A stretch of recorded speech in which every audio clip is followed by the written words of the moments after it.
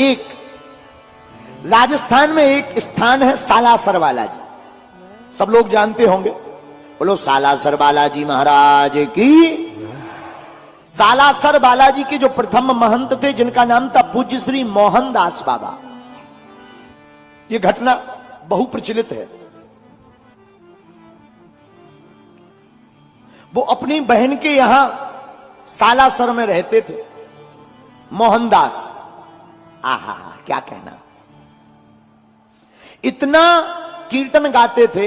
कौन सा कीर्तन? सीताराम हनुमान सीताराम हनुमान सीताराम हनुमान सीताराम, ये कीर्तन हम उन्हीं का गाते हैं। इसी कीर्तन को मोहनदास बाबा गाते थे। सत्य घटना कलयुग की आपको बता रहे हैं हम, अभी की। हनुमान जी को अपने बस में इस कीर्तन को गागा करके मोहनदास बाबा ने वीर बजरंगबली को बस में कर लिया। हाँ, इतना बस में कर लिया हनुमान जी को कि जब ये हल चलाते थे, आहा अपने हाथों से हल चलाते थे खेत में, धूप लगने लगती थी, हनुमान जी को दया लगती थी, अपनी पूंछ से छत्र बना करके हनुमान जी पीछे पीछे चल पड़ते थे। धन्य है, धन्य है, हनुमान जी को अपना बना लिया। दूसरा, हमारे पूज्यपाद श्री सन्यासी बाबा, और भी अनेक हैं, लेकिन हमने अपने सन्यासी बाबा का प्रत्यक्ष प्रमाण देखा। घटना बहुत पुरानी है, हमारी 3 पीढ़ियों से दरबार लग रहा। पहले सन्यासी बाबा ने लगाया, जो आज 300 साल पुरानी बात है। फिर सन्यासी बाबा की सिद्धि हमारे दादा गुरुजी को प्राप्त हुई। दादा गुरुजी मतलब पिताजी के पिताजी। उन्होंने 40 वर्ष तक बागेश्वर धाम की सेवा की।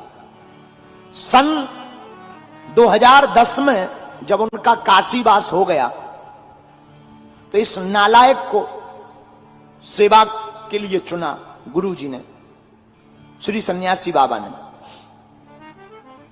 नया नया दरबार हमारा प्रारंभ हुआ था, बच्चे ही थे हम, रहे होंगे 15-16 साल के, और थोड़ा बड़े, बस इतने ही। तब से दरबार में बैठने लगे थे, 14-15 साल के।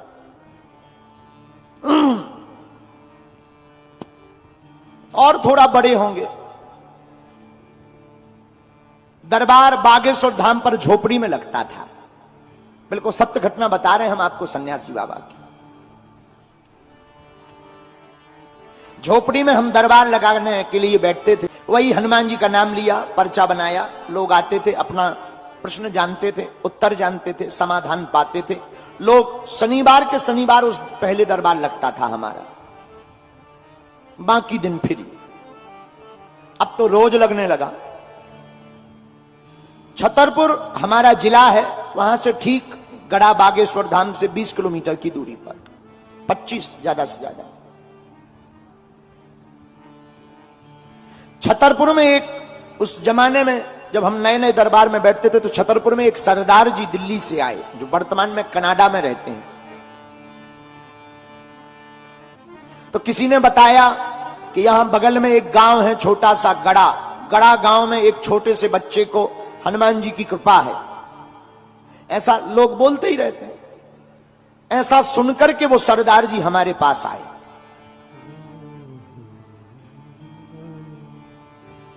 हम दरबार में बैठे हुए थे, 40-50 लोग बैठे थे।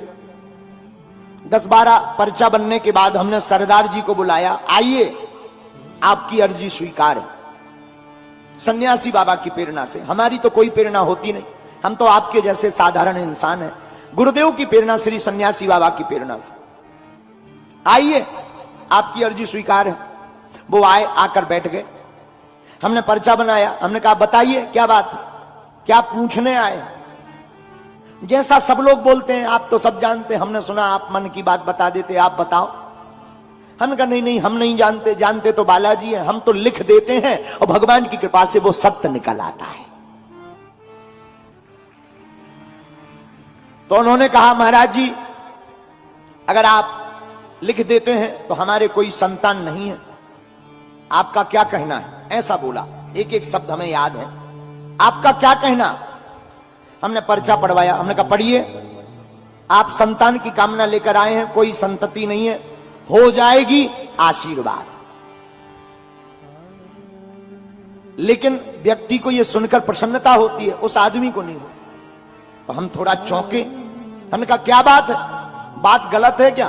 बोले नहीं, बात तो ठीक है, लेकिन आपको ज्ञान बिल्कुल भी नहीं है, ठन ठन गोपाला है, ऐसा बोले सीधा। हमें बड़ा बुरा लगा। पहली बार किसी ने हमारी बेइज्जती की होगी। पसीना आ गया।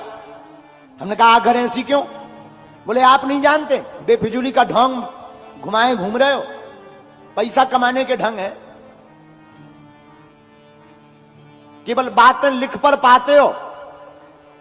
हमने कहा अब भगवान जाने। हमने कहा भाई कारण बताओ। बोले पंडित जी आपने कहा कि जाओ संतान हो जाएगी।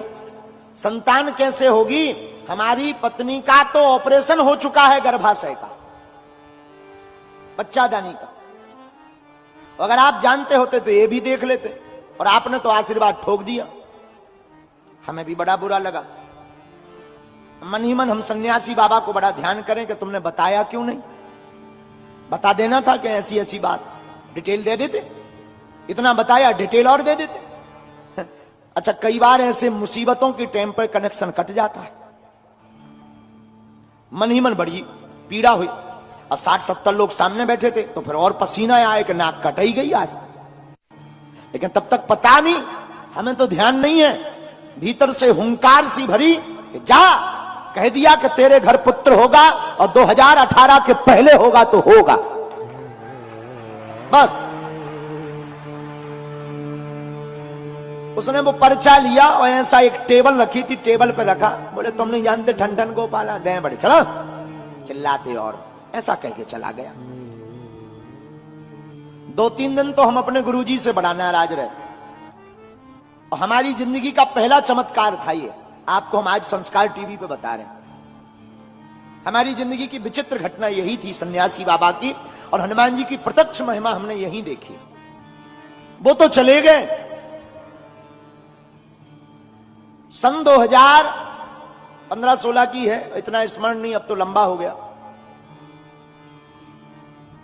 वो लगभग 8-10 महीने बाद कोई दंडवत करता हुआ आया।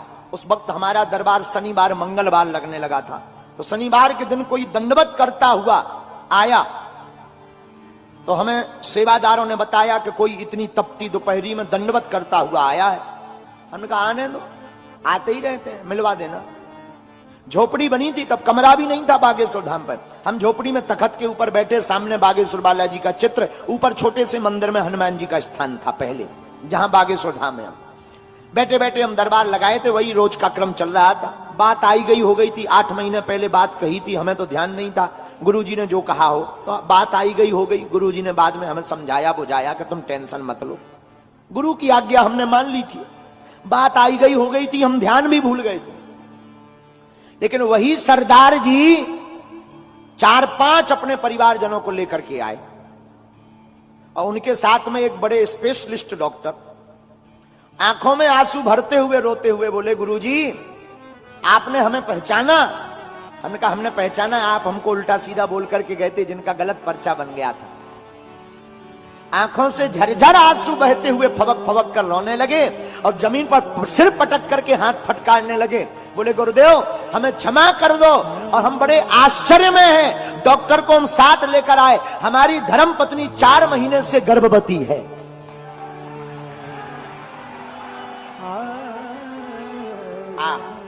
हमारी भी आंखों से झरझर आंसू बह गए, आंखें हमारी खूब डबडबा गई, और हमने खूब सन्यासी बाबा की जोर से कांपते हुए जयकारा लगाई कि धन्य है वीर बजरंगबली, आज तुमने इस गद्दी की और संत महिमा की लाज रख दी।